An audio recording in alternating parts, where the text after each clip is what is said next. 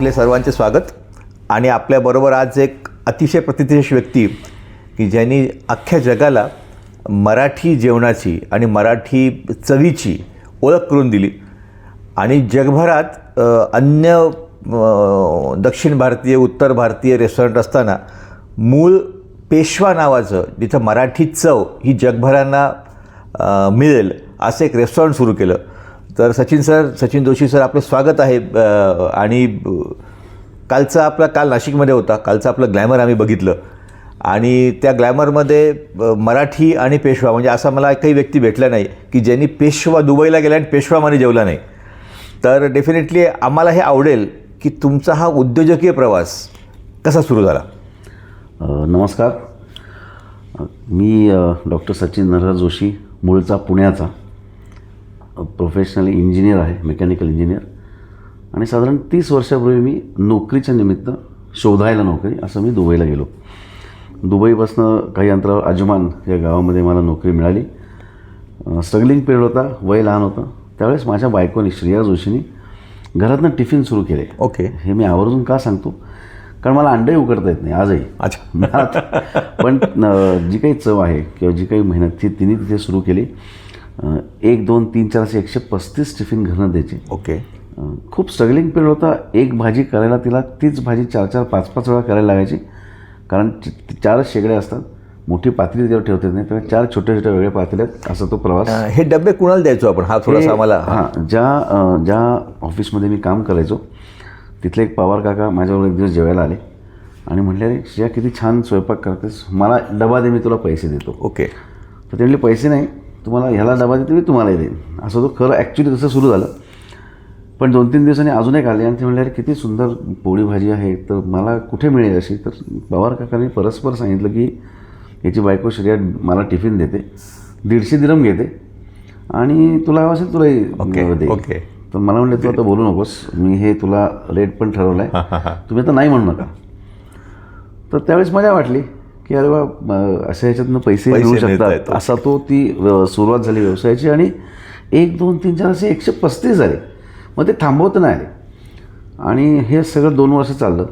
पण मग काही कारणास्तव माझी नोकरी बदलली, काही अपग्रेड मिळाले. मग आम्ही तिथनं सोडून, अजमान सोडून शारजाला आलो. तिला काहीतरी करायची इच्छा होतीच. तिने काही छोट्या मोठ्या नोकऱ्याही केल्या. माझी नोकरी एक कॉन्स्टंट चालू होती. आणि नंतर मग काही वर्षांनंतर एक महाबीज म्हणून आमचा एक प्लॅटफॉर्म आहे तिकडे. तर त्यांचं मॉरिशसला एक गेट टुगेदर किंवा एक समिट होतं. त्याला मी जाऊ शकलो नाही, पण श्रेया गेली. ओके. आणि तिथे खरी ती सुरुवात झाली. कोणतरी आम्हाला अप्रोच झालं की त्यांचं एक रेस्टॉरंट आहे, त्याच्यावर आमच्याबरोबर तुम्ही कराल का. ते केलं, पण ते काय फारसं जमलं नाही. त्यातनं 2-3 महिन्यातच बाहेर पडून मग पेशवा सुरू केलं. या मध्यंतराच्या काळात खूप अभ्यास केला होता आणि असं लक्षात आलं की एकही मराठी रेस्टॉरंट नाही आहे. 1-2 होतीही, पण त्याच्यात चायनीज पण मिक्स होतं, साऊथ इंडियन मिक्स होतं, नॉर्थ इंडियन मिक्स होतं, फक्त मराठी जेवण नव्हतं. आपला मेनू, आपल्या मराठी पदार्थ एवढे आहेत, जगासमोर वेगवेगळ्या नावाने किंवा वेगवेगळे आहेत, पण फक्त मराठी असे खूप पदार्थ आहेत. इनफॅक्ट पेशव्याच्या मेनू कार्डमध्ये जवळजवळ 250 पदार्थ आहेत. ओके. मग आम्ही असं ठरवलं की नाही, आपण रेस्टॉरंट सुरू करूया, पण त्याच्यात पाणीपुरी पावभाजी नको. आणि मग आम्ही थोडीशी रिस्की होती, it was a big financial risk, पण केलं ते मग पेशवाई थाटात. 2 मित्रही माझ्या बरोबरीने त्याच्यात आले आणि पेशवाई थाटात सुरू केलं. मोठं आहे. पहिलं जे करामाचं रेस्टॉरंट सुरू झालं तर ते जवळजवळ 250 सिटिंग कपॅसिटीज आहे. पण मग आम्ही त्यात मराठीपणा जपला. मराठी बोललं गेलं पाहिजे. ऑब्व्हियसली लोक आले तर हिंदी इंग्लिश बोललं जातंच, पण सुरुवात मराठीने केली पाहिजे. नमस्कार म्हणलं गेलं पाहिजे. गाणी जी लावतो आपण ती फक्त मराठी गाणी आहेत. आत्तापर्यंत इतक्या 14 वर्षात मराठी गाणीच लावली. सगळे मराठी पदार्थ. टेबलांवर पैठणींचा पट्टा आहे, एक आपलं ट्रॅडिशनल. त्याच्यानंतर पगड्या, पुणेरी पगड्या, पेशवाई पगड्या लावलेल्या आहेत. उत्तम पेंटिंग्ज आहेत. असं बेसिक केलं आहे. पेशवा म्हणजे कमानी आहेत, तलवारी आहेत, ढाली आहेत, असं नाही न करता कल्चर आपण म्हणजे खूप कमानी किंवा असंही इंटेरियर न करता ते बेसिक साधं इंटेरियर केलं की लोकांना घरच्यासारखं वाटावं. ओके. सगळीकडे क्रोकरी कटलेली ते चायना आणि असं, आपल्याकडे स्टीलचे ओके. ओके. लोकांना असं घरात बसून वाटतं. आजही आम्ही पंगत बसवतो चांदीच्या ताटामध्ये आणि खाली आता मांडीवर बसता येत नाही. ओके. पण टेबलावरच, पण एकमेकांच्या समोर. ओके. मुख्य म्हणजे आग्रह करतो जरी आम्ही ब्राह्मण typical रांगोळ्या वगैरे काढून. हो हो रांगोळी काढून त्याच्यावर एक म्हणजे बटाटा जे पूर्वी बटाटा असे कापून हो, त्यात हो, हो. उदबत्ती त्याला लावली उदबत्ती जायची. लावायची. तो सगळा प्रकार. बरं एवढंच नाही तर महत्त्वाचं म्हणजे उजवाडावं ज्याला म्हणतो आपण हो, ताटामध्ये, हो, हो. तर तेही आम्ही ओके, कटाक्षाने पाळतो.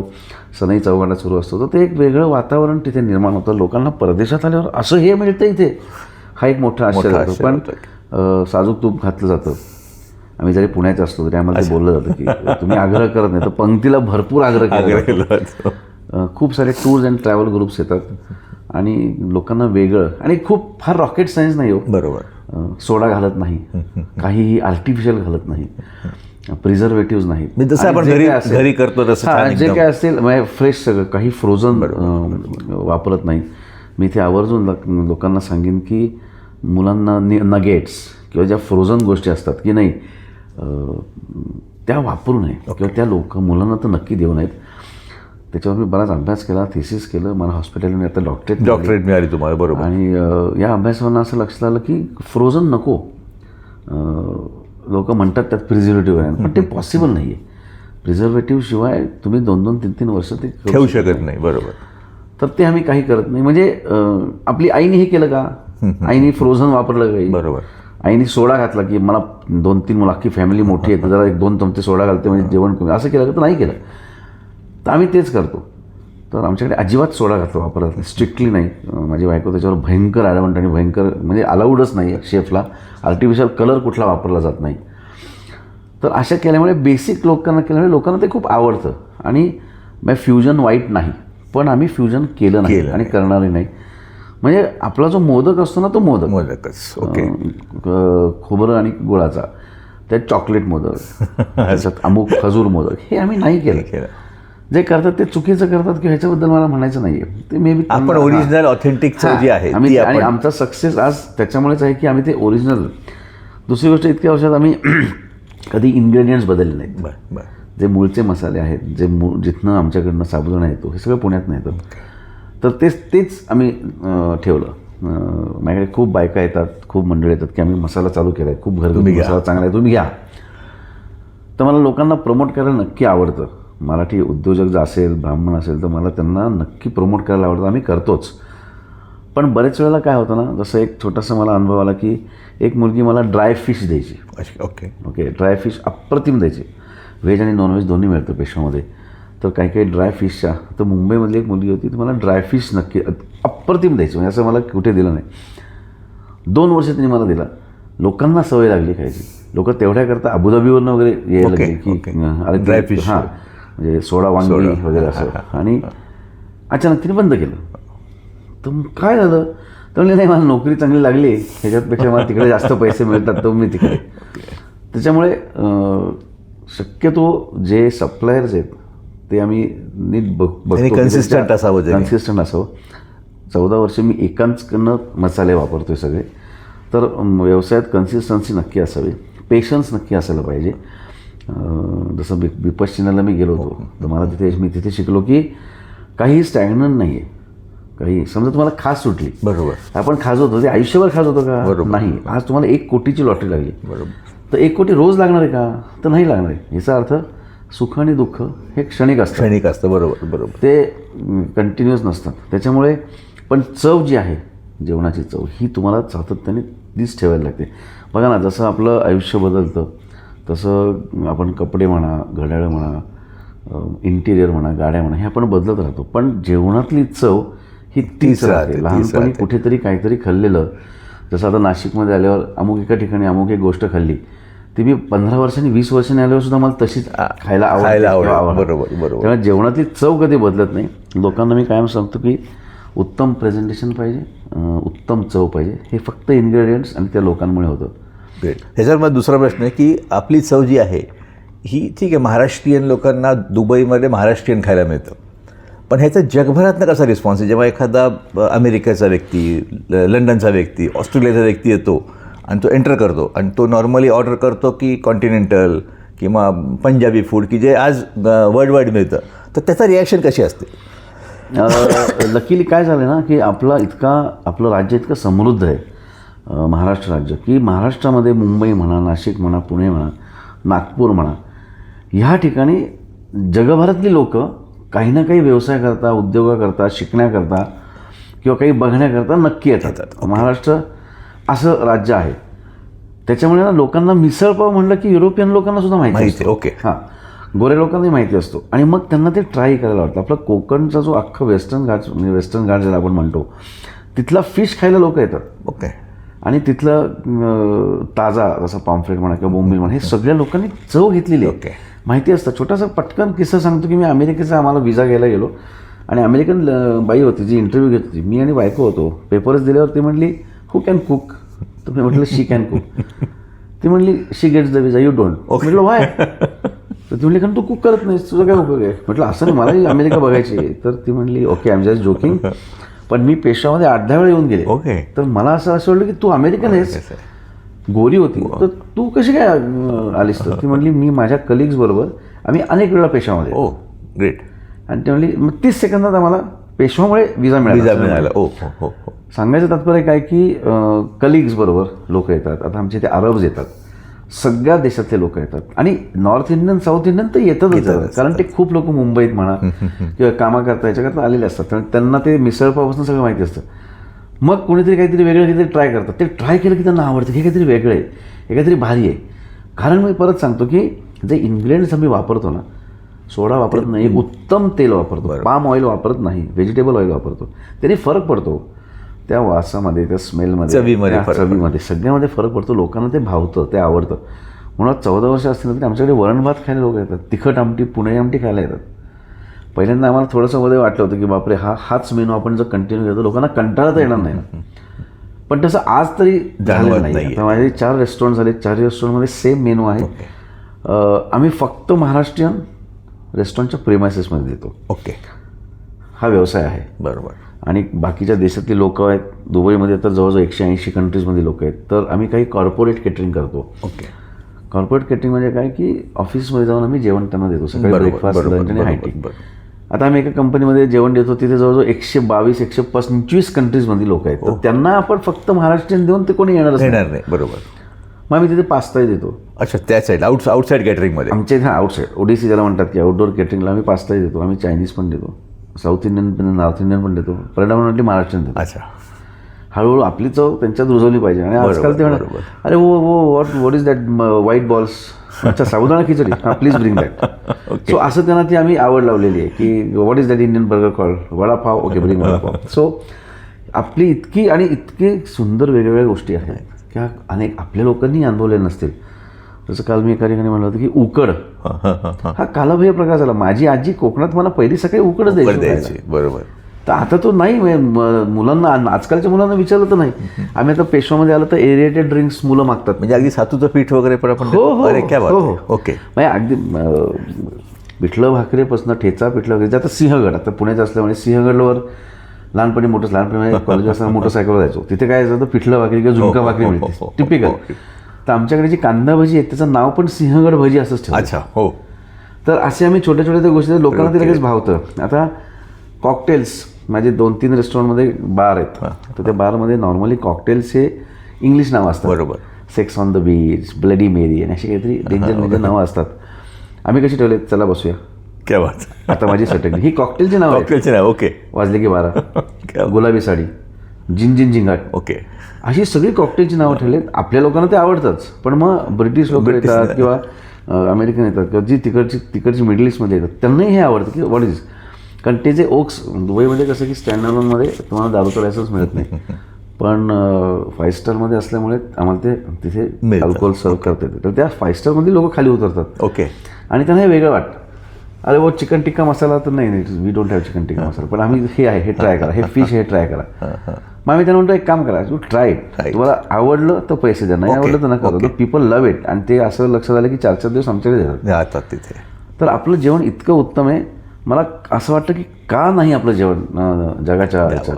तर मी आम्हाला अभिमानाने सांगेन की मी आत्ता पटायला सुरू केलं बँकॉकला. आमचं नोवाटेलमध्ये, बँकॉक आणि पटेल आत्ता 1-1 वर्षच झालं. पण पटायचं आहे ते जगातलं सगळ्यात मोठं मराठी रेस्टॉरंट आहे भारताच्या बाहेर, जिथे 500 सीटिंग आहे, समोर समुद्र आहे अख्खा. तुम्ही रेस्टॉरंटमध्ये बसलात, बाहेर मोठी गॅलरी आहे, त्यात 50-1 लोक बसतात आणि समोर अख्खा समुद्र आहे. समुद्र इतकं ओके. वाईट म्हणजे क्या बात आहे. मी ते ॲम्बियन्सची कल्पनाच आणि रोज लावणी आहे या, संध्याकाळी. क्या बात. रोज ट्रॅडिशनल लावणी आहे. लावणी आता हळूहळू लोप पावत चालली असं मी म्हणेन, किंवा फक्त इथल्या कुठल्या तरी Selected अवॉर्ड award ceremony सेरेमनीमध्ये वगैरे. हे केलं हो, जाते. हो, हो. पण पेशवा पटामध्ये रोज लावणी असते. लावणी मी अशी ट्रॅडिशनल ठेवली की कोणीही आपल्या आईबरोबर बहिणीबरोबर बघू बघू शकतो. असा कार्यक्रम. आणि तो डान्स बार नाही, तो एक ट्रॅडिशनल परफॉर्मन्स आहे. ओके. आणि त्याच्याबरोबर ॲम्बियन्स तसं आहे, जेवण तसं आहे. ग्रेट. त्यामुळे ते लोकांना आवडतं आहे. अजून अनेक देशात जायचं नक्कीच मानस. तेच माझा पुढचा प्रश्न आहे की पेशव्यांनी अटकेपार झेंडे लावले आणि आपले हे पेशवे आज दुबई आणि जग पराकांत करायला निघाले, तर आम्हाला एक प्रश्न नॉर्मली पडतो की पिक्चरमध्ये दुबई दाखवली जाते आणि ॲक्च्युली वास्तविक दुबई, ह्याच्यामध्ये काय फरक आहे? नाही, खूप फरक आहे. दुबईला थोडंसं बदनाम केलं गेलं. मे बी त्यातल्या काही गोष्टी खऱ्याही असतील, पण आता ज्या गोष्टी ॲडिशनल केल्या जातात ना, त्या थोड्याशा चुकीच्या आहेत असं मला वाटतं. प्रत्येक हिंदी सिनेमामध्ये किंवा ह्याच्यामध्ये दुबई वाईट, खून करा दुबईला भाग्य घ्या, हे बँक लुटा दुबई भाग्य घ्या, ऐसा क्या उदो दुबई भाग्य घ्या. दुसरा देशच नाही आहे लोकांना पळून जायला. का? आमच्यासारखे अनेक मराठी उद्योजक आता इतके झाले दुबईमध्ये. आणि सुंदर दुबई म्हणजे UAE अतिशय सुंदर कंट्री आहे. मी म्हणेन अजिबात तिथे कोणी पैसे खात नाही, स्वच्छ आहे. पूर्वी तुम्हाला गंमत सांगतो, आता ना जवळजवळ मला वाटतं 2-2.5-3 लाख लोक मराठी झालीत. पूर्वी महाराष्ट्रामधनं, तसं बघा इंडियामधनं सुद्धा, पण महाराष्ट्रामधनं जास्त कपल्स लग्न करायची दुबईला जायची. विजा फार फार अवघड नाही आहे IT मध्ये किंवा कुठल्याही सेक्टरमध्ये. दुबईमध्ये एकदा विजा लागला ना की अमेरिकेचा किंवा युरोपचा विजा पटकन मिळतो. ओके. पटकन अमेरिकेला जायची. आता दुबईत येतात, पुढे जातच नाही. ओके. त्याची अनेक कारणं आहेत. एक कारण म्हणजे दुबई अतिशय जवळ आहे भारताच्या, 3 तासावर आहे. सगळे रिलिजन प्रॅक्टिस करू शकतो. जर इस्लामिक कंट्री असली ना तर you can practice your on religion. तिसरं म्हणजे सगळ्या जगातली जेवणं मिळतात, सगळं खाणं मिळतं. You name the cuisine and you get in Dubai. Safe आहे, भयंकर सेफ आहे. सगळ्यात महत्त्वाची गोष्ट नो टॅक्स. हो.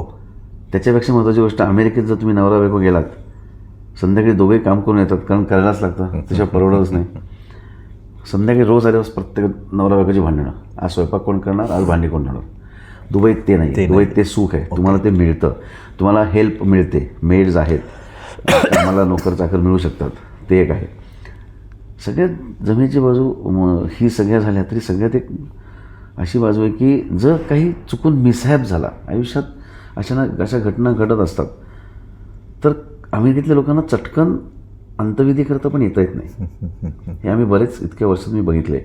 पण दुबईतनं पटकन 3 तासात पोहोचू येऊ शकतो आपण. ओके. कोणाला काही त्रास झाला, कधी काय झालं, फॅमिलीला सोडून गेलेले असतात तिकडे राहायला, तर पटकन येता येत नाही. एखादी ट्रिप प्लॅन करायला लागते, तर ते प्लॅन करत ते अमेरिकेतनं किंवा युरोपमधनं ते थोडंसं ना अवघड जातं. वेर ॲज इन दुबई ते पटकन येता येतं. म्हणजे सगळंच इतकं क्विक आणि इतकं होतं, त्यामुळे लोकांना ते भावतं आहे. आमच्याकरता चांगलं झालं आहे, कारण खूप मराठी लोक तिथे वाढलेत. काय मला तोच प्रश्न आहे की साधारणतः आपल्या उद्योजकांना, ब्राह्मण उद्योजकांना तिथे कुठल्या कुठल्या क्षेत्रात संधी मिळतील? आता आमचं जे गल्फ महाराष्ट्र बिझनेस फोरम आहे, नुकतंच आता महाबीज नावाचं आमचं दर 2 वर्षांनी एक मोठं संमेलन म्हणा किंवा असं कॉन्फरन्स असते. त्याच्यावर आता जवळजवळ 58 व्हर्टिकल्स आहेत. म्हणजे 58 व्हर्टिकल्समधील लोक त्या प्लॅटफॉर्मवर आलेले आहेत. गुड मॉर्निंग, काय म्हणतोयस, कशी आहेस, हे त्याच्यात चालतच नाही. फक्त उद्योग, एकमेकांना सहाय्य करायचं. आपल्या सगळ्या व्यावसायिकांना, ब्राह्मण व्यावसायिकांनी नक्की तिथे यायला पाहिजे. कारण दुबई हा समुद्र आहे. दुबई म्हणजे UAE हा समुद्र आहे. तिथे काहीच उगत नाही, काहीच बनत नाही. एक्सपोर्ट केलं जातं, बऱ्याचशा गोष्टी एक्सपोर्ट होतात. प्रत्येक क्षेत्रामध्ये तिथे चान्स आहे. Everyone has a piece of cake for everybody. असं आहे का तिथे आधी लोक नाहीत? असं नाही, आहेत, भरपूर लोक आहेत, कॉम्पिटिशन आहे. पण तुम्ही तिथे इंटेलिजंटली गेलात, पेनिट्रेट झालात, तर तुम्हाला नक्की मोठा व्यवसाय मिळू शकतो. मी बघा ना, मी एक इंजिनियर, साधा प्रोडक्शन मॅनेजर म्हणून काम करणारा, आज माझा स्वतःचा 4 रेस्टॉरंट आहेत, माझी 5 कॅन्टीन्स चालतात, माझा स्वतःचा आटा आहे जो मी मॅन्युफॅक्चर करतो, माझं स्वतःचं पीठ आहे. ओके. गव्हाचं पीठ, उगाच ग्लुटेन फ्री वगैरे असं खोटं असतं सगळं, हे गिमिक आहे. अच्छा. ग्लुटेन फ्री वगैरे असं नसतं. असूच शकत नाही. तुम्हाला कणिक मळताच येणार नाही. एक वाळूमध्ये पाणी होता, किती पाणी होता, वाळू ती असं गोळा होणार नाही, मळली जाणार नाही. तसंच ग्लुटेन जर असेल तरच कणिक मळली जाईल, तरच पोळ्या होतील. त्यामुळे ग्लुटेन त्याचा कंटेंट कंट्रोल करणं हे ठरवतं की चांगला आटा आहे. तर माझा आटा MP मध्ये मॅन्युफॅक्चर करतो मी. इराणहून केशर माझं येतं, जे अप्रतिम केशर आहे. तर हे सगळं आणि हे सगळं आधी लोक नव्हते का, तर होती ना, खूप लोक आहेत, पण तरी आपल्याला पेनिट्रेट करता येतं. मी उद्योजकांना सांगेन की नक्की या, फक्त आपापल्या व्यवसायाचा नीट अभ्यास करा. तिथे किती चान्सेस आहेत, कोणाकडे आहेत, काय आहे ते अप्रोच करणं गरजेचं आहे. पेशन्स ठेवला पाहिजे. गुजराती लोक म्हणतात की 999 दिवस थांबायचं. आपल्या मुलाला प्रत्येक गुजराती बाप सांगतो, हे तेरे को पैसा दे रहा है, 9 days you have to wait. Okay, 999 दिवस थांबल्यानंतर तुला प्रॉफिट चालू आहे. तुम्ही त्याच्यात पेशन्स ठेवला नाहीत, घाई केली तर होत नाही. छोटंसं याच्यात उदाहरण देतो की आमचे काही माझेही मित्र काही फसले. एखादा आता तुम्ही गेलात दुबईला आणि म्हटलात कोथिंबीर केवढ्याला मिळते, अरे 10 रुपयाला मिळते, 10 दिरहमला कोथिंबीर मिळते, म्हणजे 240 रुपये झाले. अरे मला 30 रुपयाला मिळते आणि 240, केवढा फरक आहे. तर तसं नसतं. जी त्या सुपर मार्केटमध्ये 10 दिरहमला मिळते, तर ते जर रिव्हर्स इंटिग्रेशन केलं तर ती त्याला 40-50 रुपयालाच मिळते, रुपयांना. हे आपण करत नाही. आपण डायरेक्ट सुपर मार्केट मिळतो. त्यामुळे आता जरी बघायला तुम्ही आलात ना, तर डायरेक्ट एंड प्रॉडक्ट बघू नका. ते कसं आलं, सोर्स सगळा फ्लो, सगळा सोर्स बघितला गेला पाहिजे. आणि त्यांच्यानं तुमच्या लक्षात येईल की तरीही भरपूर व्यवसायाला स्कोप आहे. मध्ये पूर्वी टॅक्स नव्हते, आता एकदम टॅक्स आल्यानंतर खूप CA आले, खूप लोक आली. पण म्हणून मग काम नाही आहे का, तर तसं नाही आहे. राईट अप्रोच, राईट लोकांना भेटलं तर नक्की व्यवसाय सगळ्यांना. म्हणजे मी आता जसं GMBFमध्ये 58-59 वर्टिकल्स आहेत, तसे अजून आम्ही वाढवतो आहे. आणि तो प्युअरली प्लॅटफॉर्म आहे जिथे व्यवसाय केला जातो, एकमेकांना मदत केली जाते. मी नक्की आवाहन करेन की आत्ता 31 जानेवारी आणि 1 फेब्रुवारीला दुबईमध्ये ॲटलांटिस आणि ह्याच्यामध्ये ते महाबीज आहे. तेच माझा पहिला प्रश्न आहे. पुढचा प्रश्न आहे की महाबीज ही कॉन्फरन्स आहे, म्हणजे एक भारतातनं गेलेला इंजिनियर की ज्यांनी एक रेस्टॉरंट टाकलं आणि दुबईमधली 5वी ड्रायव्हरलेस कार ज्यांनी घेतली, त्याचा सल्ला काय राहील की त्यांनी युवकांना सल्ला की त्यांनी या महाबीजमध्ये किंवा यामध्ये संधी शोधण्याकरता का बरं यावं, हे थोडंसं महाबीजबद्दल आम्हाला थोडंसं अजून ब्रीफ करा. महाबीज खूप वर्ष आहे, 18, 19, 20 वर्ष झाली. प्रॉपर एक चांगली संस्था आहे की जी नॉन प्रॉफिट अशी संस्था आहे. जरी ऑफिस बेरर असेल तर ती कोणी पगार घेत नाहीत. पैसे काहीतरी एंट्री फी किंवा काहीतरी नॉमिनल फी असते, कारण चांगले स्पीकर्स बोलले जातात, खूप इंटरॅक्शन असते. मला वाटतं शनिवारी, महिन्याच्या शेवटच्या शनिवारी एक चांगला काहीतरी प्रोग्राम असतो, त्यात खूप आपल्याला घेण्यासारखं असतं. सगळ्यांनाच, सगळेच उद्योजक असतात, एकमेकांना खूप मदत करतात. काही अनेक गोष्टी असतात, फक्त व्यवसायातच नाही, पण apart from anything and everything अनेक तिथे मित्र होतात. त्यामुळे व्यवसाय खूप वाढतो, नवीन नवीन गोष्टी, अपडेटेड राहतो आपण बेसिकली.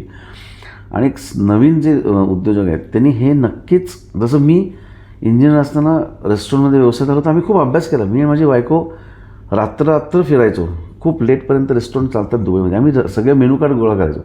मी 4000 मेनू कार्ड्स गोळा केले. अजूनही माझ्याकडे स्टोअरमध्ये सगळे 4 महिने. लोकांना मी सांगतो ना, तुमचं ना 15 वर्षापूर्वीचं मेनू कार्ड माझ्याकडे, क्या रेट कितना बडाया, तर तो म्हणतो ह्याला हे कसं करायला, आमच्याकडे नाही. तर माझ्याकडे 4000 मेनू कार्ड्स माझ्याकडे ते ठेवलेली आहेत. आणि त्याच्यावरनं असं लक्षात आलं की इथे मराठी जेवणच मिळत नाही आहे. सांगायचं तात्पर्य काय की अभ्यास करणं गरजेचं आहे. त्याचं ज्ञान व्यवसायाचं पाहिजे. तुमचं ज्ञान तुमच्या भारतातलं ज्ञान असतं, पण तिथे काय चालतं, तिथे थोडीशी वेगळी प्रोसेस आहे. आता बँकॉकला आता मी काढलं तर बँकॉकची वेगळी प्रोसेस आहे, इथली वेगळी प्रोसेस आहे. तिथे नेण्याचं म्हणजे कसं आपला प्रोडक्ट तिथे पोचेल, कसा तिथे सोशल मीडियामध्ये किंवा याच्यामध्ये उपयोग होईल, इन्फ्लुएन्सर आहेत का तिथे, काही ॲडव्हर्टायझिंग करता येईल का, कुठल्या संस्थांची अजून मदत घेता येईल का. तर तिथे जाऊन अनेक लोकांशी बोलून ट्रिपसारखं यायला हवं. म्हणजे पण एक स्टडी टूर. जर कोणी व्हेजिटेबल्स मिळायच्या नसेल तर त्यांनी त्या अबीर मार्केटमध्ये पहाटे जायला पाहिजे 3 वाजता, जेव्हा ॲक्च्युली जगभरातनं तिथे माल. म्हणजे या महाबीजच्या निमित्ताने थोडं आधी येऊन एक रेकी करावी, ज्याला दुबईमध्ये यायचं आहे. येस, थोडा अभ्यास करावा. असं विचार केला गेला की 31 जानेवारी ना, तर 3 दिवस आधी आणि 3 दिवस नंतर. ओके, 3 दिवस आधी का तर एक अभ्यास करायला, आणि नंतर त्या दिवशी 2 दिवस तुम्हाला ती अनेक लोक भेटणार आहेत. त्यांना परत भेटता येईल का, किंवा त्यांच्या तिथे काही ऑफिसेस असतील किंवा त्यांचे काही दुकानं असतील तर ते व्हिजिट करता येईल का. बरोबर. आता ट्रेडिंगमधले लोक आहेत तर ट्रेडिंगमध्ये बाबा माझ्याकडे अमुक 4 प्रॉडक्ट आहेत, पण ते 4 प्रॉडक्ट तिथे कोणाकडे आहेत, कसं जाता येईल. अलादील जसे आमचे दातार साहेब हां, आणि दातार सर BBNGला येऊन गेलेले 2020 मध्ये. हां, अतिशय मोठा माणूस आणि अतिशय विजनरी मनुष्य आहे. एका मराठी माणसाने इतकं मोठं साम्राज्य उभं करावं हे कौतुकास्पद आहे. सगळ्यांनी हे उदाहरण नक्की घ्यायला हवं. तर मग त्यांची दुकानं व्हिजिट्स केली गेली पाहिजेत. त्यांच्या दुकानं व्हिजिट्स केल्यावर त्यांच्याकडे इतके प्रॉडक्ट्स ते कसे काय मॅनेज करतात, हँडल करतात, ह्याचा अभ्यास केला गेला पाहिजे. बाकी काही सुपर मार्केट्स आहेत त्यांच्याकडे जाऊन बघायला पाहिजे. तर हे सगळं करण्याकरता एक 3-4 दिवस आधी आणि मग 2 दिवस नंतर असं यायला हवं. आणि this is just the start, okay, this is not the end. त्यामुळे एक ट्रिप झाली आणि नाही असं न करता सतत. आणि आम्ही लोक आहोत, आम्ही मदत करायला तयार आहोत, आम्ही कनेक्ट करायला तयार आहोत. माझा तोच आता शेवटचा प्रश्न आहे की नेक्स्ट जेन ही तुमची या बिझनेसमध्ये आहे का, आणि असेल तर त्यांनी या बिझनेसमध्ये यावं ह्याच्याकरता तुम्ही काय केलं, आणि तोच संदेश किंवा तोच मेसेज तुम्ही आत्ताच्या ब्राह्मण उद्योजकांना देता येईल की तुम्ही बाबा हे करा, सो दॅट तुमची नेक्स्ट जनरेशन तुमच्याच फील्डमध्ये येईल. 2 आपल्या मराठी लोकांबद्दल बोललं जातं जे चुकीचं आहे असं मी म्हणेन. पहिलं की मराठी माणूस मराठी माणसाला मदत करत नाही, चुकीचं आहे. आम्हाला खूप मदत मराठी माणसांनीच केली, नंबर 1. सेकंडली मराठी उद्योजक होत नाहीत, नोकरी करतात, करेक्ट आहे, काही प्रमाणात करेक्ट आहे. पण आता हा ट्रेंड बदलला आहे. आता लोकांना व्यवसाय करायचा आहे. आपल्या डोक्याने, आपल्या दृष्टीने त्यांना आपल्या मतं मांडून व्यवसाय करायचा आहे, उत्तम आहे. नवीन पिढीला मी हेच सांगेन की पहिला ज्ञानार्जन करणं कुठल्याही व्यवसायाचं अत्यंत गरजेचं आहे. आणि खूप नवीन नवीन व्यावसायिक यायला लागलेले आहेत, आणि ही खूप चांगली गोष्ट आहे. मी स्वतः इतका लकी आहे. माझा मुलगा ऑस्ट्रेलियामध्ये शिकला, 7-8 वर्ष ऑस्ट्रेलियामध्ये नोकरी केली, आणि he has join the business. Okay, right. आजकाल काही मुलं वडिलांचा व्यवसायांना ते नाही जॉईन करत, काहीतरी टँजंट करतात. चुकीचं नाही आहे, पण जर घरातल्याच व्यवसायात, वडिलांच्या व्यवसायात आलात आणि पॅशनेटली केलं तर त्याचं ते खूप जास्त वाढवू शकतो. बरोबर. फॉर्च्युनेटली सिद्धांत माझा मुलगा ही जॉईन बिझनेस, आणि तो आता जसं मी तुम्हाला म्हणलं की कॉकटेलची नावं मराठी ठेवले, हे सगळं त्याचं डोकं आहे. ओके, हे सगळं त्याचं डोकं आहे. वाद होतात का, काही मतांमध्ये क्लॅशेस होतात का, नाही होत. कारण त्यांनी पहिल्यापासून आमचा एक सिम्पल प्रवास जो आहे तो बघितलेला आहे. त्यात काही खाचकाळगी नाही आहेत, काहीतरी कुठे लपाछपी किंवा काहीतरी असं केलं नाही. त्यामुळे ते सगळं ओपन आहे. त्यामुळे पहिल्यापासून त्यांनी ते बघत आलं आहे, आणि तेच तो पुढे लेगसी. त्यामुळे मी म्हणलं 1, 2, 3 तर तो 1, 2, 3 म्हणतो, किंवा तो 1, 2, 3 म्हणलं तर मला ऑब्व्हियसली माझ्या मनात तेच असं झालं आहे. ते हे मॅच होणं फार गरजेचं आहे. We are very lucky. Shreya माझी बायको तर पहिल्यापासून आहेच आहे. म्हणजे ॲज आय सेड की चव आणि क्वालिटीने हे सगळं ती बघते. आजही ती येऊन रोज चव. नाही, काल दहीहंडी होती, काही व्हिडिओ आले असतील त्याच्यावर. तर आम्ही दहीहंडी करतो. म्हणजे पुढच्या पिढीला आपले सण कसे करणार, तर आम्ही 10 दिवस गणपती बसतो. ओके, प्रॉपर मोठं डेकोरेशन असतं, बाहेरनं डेकोरेशन आणत नाही. आमची मुलं अप्रतिम डेकोरेशन करतात. तुम्ही आमच्या फेसबुकवर ज्या जुन्या जर डेकोरेशन बघितले तर थक्क व्हाल. आम्ही थक्क होतो, इतकं भारी डेकोरेशन थर्माकोलमध्ये याच्यामध्ये करतो. यावेळेस कोपेश्वर मंदिर आहे कोल्हापूरचं. ओके, सगळी आमची मुलं त्यांचं काम झाल्यानंतर 12 वाजता रात्री काम संपल्यानंतर पहाटेपर्यंत, जसं महाराष्ट्रामध्ये मांडवात मागे बसून उशिरापर्यंत काम करायचं आणि गणपती करता डेकोरेशन करायचं, तेच सगळं केलं जातं. आम्ही किल्ला करतो दरवर्षी. ओके, दिवाळीला डेकोरेशन असतं, दिवाळीला किल्ला करतो. काल महाराजांचं पण तुम्ही एक प्रचार प्रसार किंवा त्यांचं चरित्र आपण लोकांपुढे आणतोय. माझ्याकडे मराठी पुस्तकांची लायब्ररी आहे, महाराजांचं म्हणजे आहेच आहे. आणि जेवढं काही आपले सण साजरे करता येत तेवढे आम्ही करतो. तर ते एक मराठी पण जपण्याचा, पुढच्या पिढीला समजलं नाही तर पुढच्या पिढीला समजणारच नाही. दहीहंडी टी व्हीवर बघून ते काय आत्ता मोठे थर लागलेत वगैरे, पण ॲक्च्युली काय असतं तर ते आमच्या इथे काल किंवा दरवर्षी आमचं ते दहीहंडी आम्ही रेस्टॉरंटमध्ये लावतो. मला नाही वाटत जगामध्ये कुठलं असं रेस्टॉरंट असेल की दहीहंडी फोडली. तर लोकांना ते फार कौतुक वाटतं की अरे हे काय गंमत आहे. मग ते मुलांना घेऊन येते, बघायला लोक येतात. हां, बघायला लोक येतात. व्यवसाय पण येतात. आले की मग 12 वर्षापर्यंत आम्ही फ्री देतो. ओके, कारण बाकीच्या वेळा आम्ही डिस्काउंट कधीच देतो. ओके, हां, देयर इज नो डिस्काउंट. उत्तम जेवण, पूर्ण पैसे. तर सगळे सण साजरे करतो आणि लोक येतात. आता सण साजरे करतो ना, त्यात काय फार मोठं करतो का, लोकांना वाटतं खूप भारी करतो, पण का नाही. म्हणजे व्यवसाय करताय त्याच्यामुळे लोक येतात, ते बघायला येतात, गणपती बघायला येतात. आले की मोदक, आमच्याकडे मोदक उकडीचा जवळ मोदक वगैरे 8,000च्या वरती मोदक आम्ही पहिल्या दिवशी करतो. क्या बात. आणि हाताने सगळे, म्हणजे सगळे कारीगर आमचे. मग एकाने केलं की दुसरं, असे सगळे शिकले जातात मोदक करायला. तर 8-10 जण मोदक करायचं. तर हे सण साजरे केले जातात. मराठी पण जपण्याचा प्रयत्न करतोय आणि आता पुढे अनेक देशांमध्ये वाढवायचं नक्कीच मनाचं. तर सगळ्यांनी दुबईला यावं, नक्की यावं. भरपूर व्यवसाय आहे, फक्त नीट अभ्यास करून पेशन्स ठेवून यायला हवं. कारण आधीच सांगितलं दुबईचं नाव फार बदनाम आहे. जरा नुकसान झालं की मला काय दुबईने मला फसवलं. पण आधी जर अभ्यास केला नाही ना तर नक्की फसलं जातं, किंवा त्याची माहिती नसेल तर मग नक्की प्रॉब्लेम येऊ शकतो. पण हे टाळण्याकरता सावकाश, घाई न करता येऊन अभ्यास करा, नाही तर ट्रिप आहे पेशवामध्ये जेवायला. नक्कीच. खूप सचिन जोशी पेशवा, आपण BBNGसाठी बराच वेळ दिला, उद्योजकांना खूप छान आपण गाईड केलं, आणि जेणेकरून मला वाटतं की बऱ्याच उद्योजकांना एक दुबईमध्ये काय आहे ह्याची ॲटलिस्ट एक झलक मिळाली असेल. आणि नक्की त्याच्यापैकी बरेच जणं दुबईमध्ये आपला व्यवसाय कसा वाढेल किंवा कशा प्रकारे त्याला अपॉर्च्युनिटीज मिळतील हा एक त्यांनी संदेश आपल्याला मिळू शकतो. दुसरा एक संदेश मला वाटतं असा मिळाला आहे की पूर्ण परिवार जर व्यवसाय असेल, म्हणजे नवरा, बायको, मुलगा, तर डेफिनेटली या प्रगती ज्या व्यवसायाची आहे ही उत्तरोत्तर चांगली होते, कारण तो एक परिवार त्याच्यामध्ये इन्व्हॉल्व असतो. मी तुम्हाला ॲड करेन. तुम्हाला माहिती आहे का, युरोपमध्ये समजा लंडनमध्ये इंडियन विजाज किंवा सगळ्या विजाजना प्रॉब्लेम आहे. तर तिथली लोक रेस्टॉरंट कशी चालवतात की मुलगी असते ती वेटर होते, मुलगा असतो तो काहीतरी स्वच्छता करतो, आई वडील आतमध्ये कुक करतात. ओके. तो एक फॅमिली रेस्टॉरंट असतं. चौथा कोणी मनुष्यच, पाचवा कोणी मनुष्यच नसतो, कारण तेवढीच त्यांची फॅमिली असते. अशी मी अनेक युरोपमध्ये याच्यामध्ये मी रेस्टॉरंट बघितले. तेव्हा मला असं झालं की हे सगळंच इन्व्हॉल्व होतात, यांच्याकडे गरजच नाही बाहेरच्या लोकांची.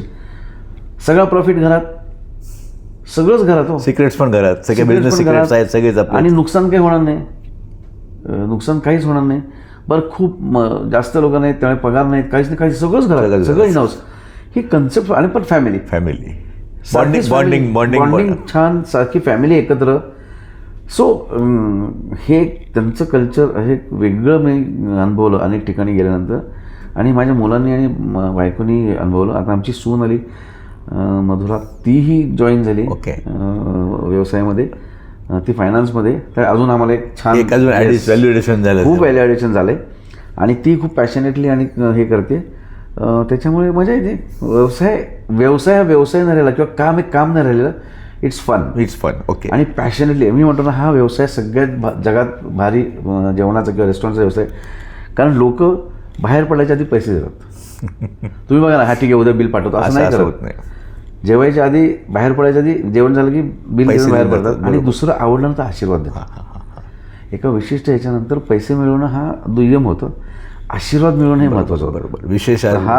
तर हा सगळ्यात उत्तम व्यवसाय मी सांगेन की रेस्टॉरंटचा बिझनेस सगळ्यात उत्तम आहे. 2 गोष्टी मिळतात. नक्की सर, नक्की खूप छान तुम्ही वेळ दिला, आणि नक्की BBNGच्या उद्योजकांना यातनं बऱ्याचशा प्रेरणा मिळतील. आणि डेफिनेटली आपण वेळात वेळ काढून BBNGसाठी बोलला तर आपले मनापासून आभार. धन्यवाद. खूप खूप धन्यवाद. जय हिंद, जय महाराष्ट्र.